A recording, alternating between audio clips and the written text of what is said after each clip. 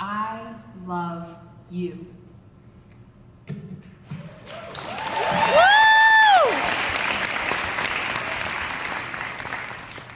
It's true.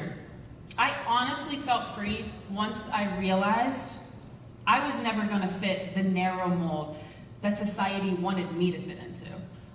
I was never going to be perfect enough for an industry that defined perfection from the outside in. And that's all right. Cellulite, rolls, all my curves, I love every part of me. My name is Ashley Graham, and I am a model, designer, and body activist. Over the last 15 years of my career, I have come to the conclusion that there is no one perfect body, because I, like you, possess a wonderfully unique and diverse physique. See, this is the crazy thing. So, the fashion industry, they want to call me plus size, when the average size American woman is a 14, so really I'm just average, honey.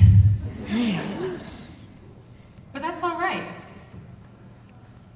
My journey actually begins in Lincoln, Nebraska, where I was raised. I was scouted in a mall at the age of 12. One thing you know, I'm in a mall hanging out with my dad. The next thing you know, I'm on set, having booked my first modeling job. I remember that day so vividly. My mom and I waited outside in her car, and we prayed to God that day, thanking him for this opportunity, that if this were the only job I'd ever be given, I'd be so grateful. And at 13, I signed with a major modeling agency. And at 17, my mom and dad were crazy enough to let me move to New York City all by myself. And now, while most kids are going through their self-discovery phase in college, my self-discovery phase was in the midst of catwalks, catalogs, and casting calls, because I was just that fabulous. Back in Nebraska, I was known as the fab model. In New York, I was working as a plus-size model. I was pretty for a big girl. I always dreaded answering that question, what do you do for a living? I would see that person's eyebrow raise as I would reply, I'm a model. I'd have to quickly qualify with, well, I'm a plus-size model. I'd see their face relax, but I wasn't relaxed. And in fact, this is my first editorial job for YM Magazine. None of you will know what YM Magazine, but it's just like a Teen Vogue today.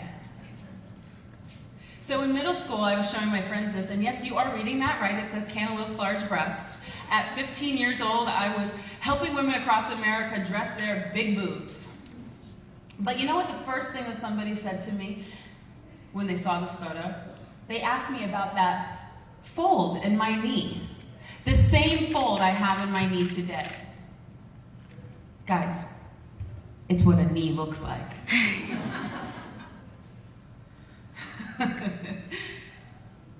From then on, I would always be struggling with my body. From then on, I will be told, oh, you're just a normal teenager, but traveling the world. So my mom and my dad did their best to help me understand normalcy. I would come home and my mom would still make me cut the lawn after being gone in Germany and Paris for 2 or 3 weeks. And I had my fair share of heartaches and lessons learned with boys. Who here has had their heart broken? I saw one hand raised real quick over there. Let me tell you guys about Ben James. Ooh, Ben James. Anybody got a boy that can go, ooh? Ben James was my very first boyfriend because my mom and dad wouldn't let me date till I was 16. I was a junior in high school, and he picked me up from school. We had been dating for 3 months. And he took my hand, he started walking me down to the park, and I could feel his energy was bizarre. And I thought, Ben James, what's wrong? Because you know how dramatic we are, come on. And he said, look, I have to tell you something. We have to break up. And I thought, why? With me? And he said, yeah, he said 2 reasons why we have to break up. First of all, you won't have sex with me. Duh, I'm 16. Second reason, I'm afraid you're gonna be as fat as my mom.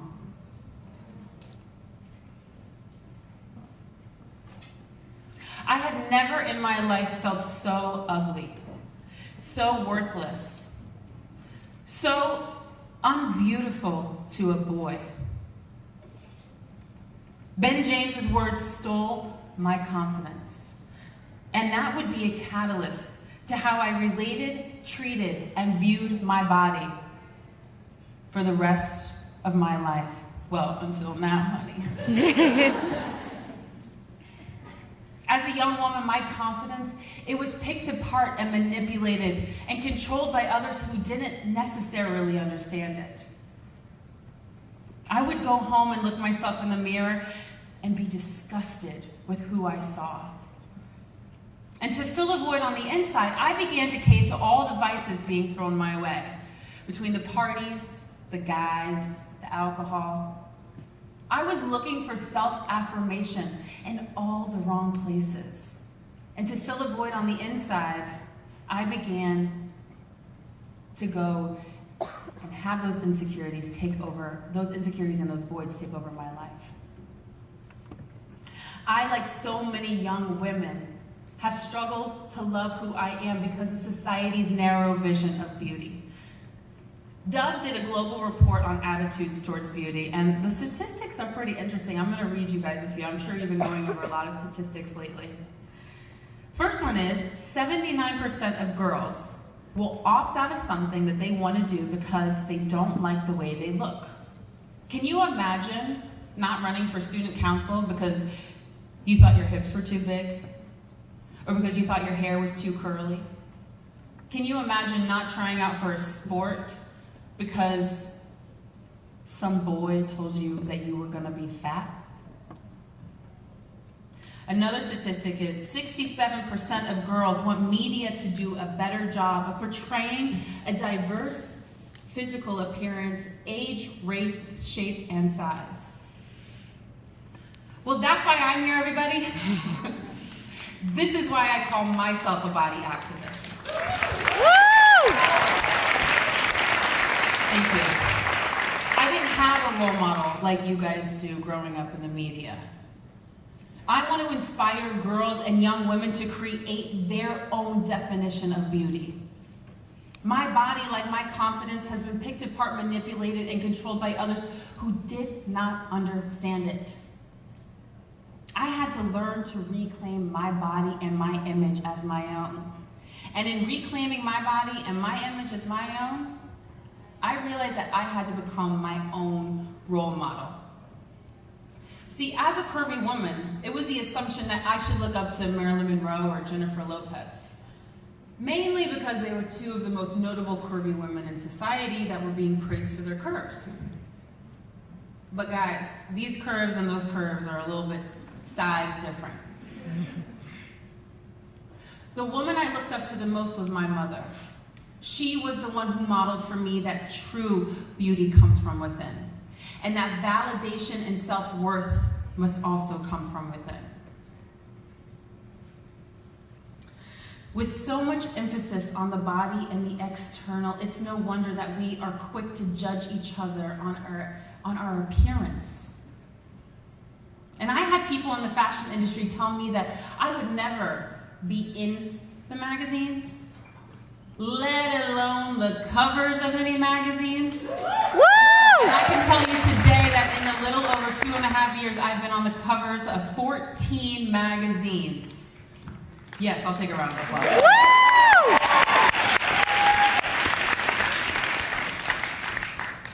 I have achieved, and I am still achieving, what was seemingly impossible.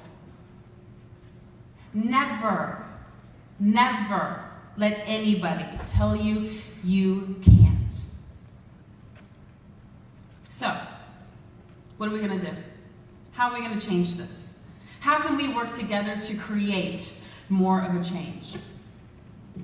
I really believe that men and women need to band together to create a safe space for women and young girls to be themselves and not hide themselves for what they aren't.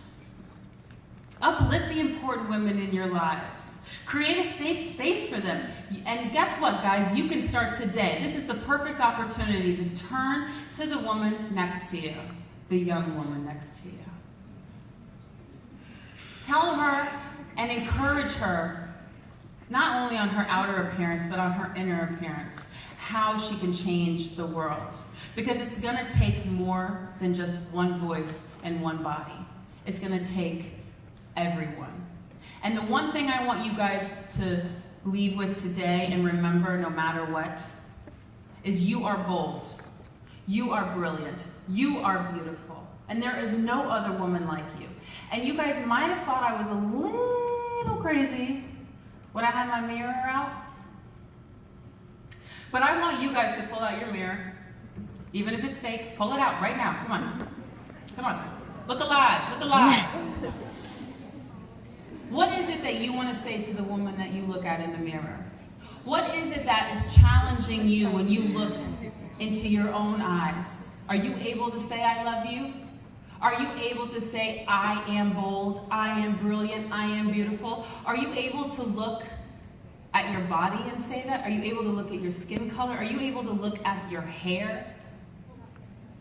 Okay, ready? 1, 2, 3. I am bold.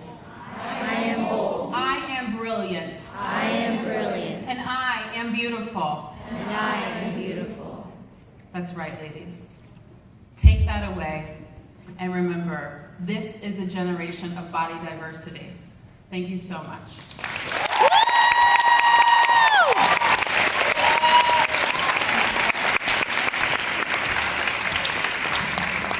All right, now next up. Who's feeling inspired right now?